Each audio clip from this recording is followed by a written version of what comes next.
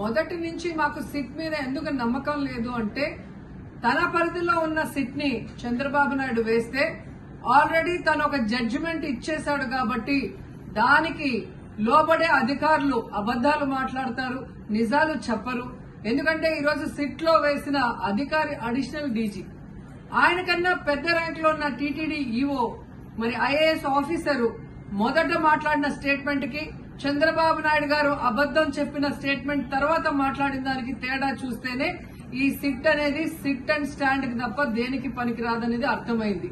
అందుకే మేము మొదటి నుంచి అడిగాము, సుప్రీంకోర్టులో విచారణ జరగాలి, సిబిఐకి డైరెక్షన్ ఇచ్చి విచారిస్తే ఖచ్చితంగా మత కల్లోలాలు సృష్టించాలనుకున్న చంద్రబాబు నాయుడు అనుకో అందరికీ కూడా బుద్ధి చెప్పే అవకాశం దొరుకుతుందని. సో ఈ రోజు విచారణ స్టార్ట్ అయింది. దీన్ని సిబిఐకి అప్పచెప్పి సిట్టింగ్ జడ్జి పర్యవేక్షణలో మరి విచారణ జరిగితే ఖచ్చితంగా హిందువుల మనోభిప్రాయాల్ని గౌరవించిన వాళ్ళమవుతాం, పునరుద్ధరించిన వాళ్ళమవుతాం. లేకపోతే చంద్రబాబు నాయుడు వేసిన ఈ నింద పవిత్రమైన లడ్డూని తినాలా వద్దా, దీంట్లో కలిసిందా లేదా అన్న అనుమానంతోనే భక్తులందరూ కూడా ఈరోజు లడ్డూ తినకుండా వెళ్లిపోతుంటే ఒక తిరుపతి అమ్మాయిగా చాలా బాధేస్తుంది.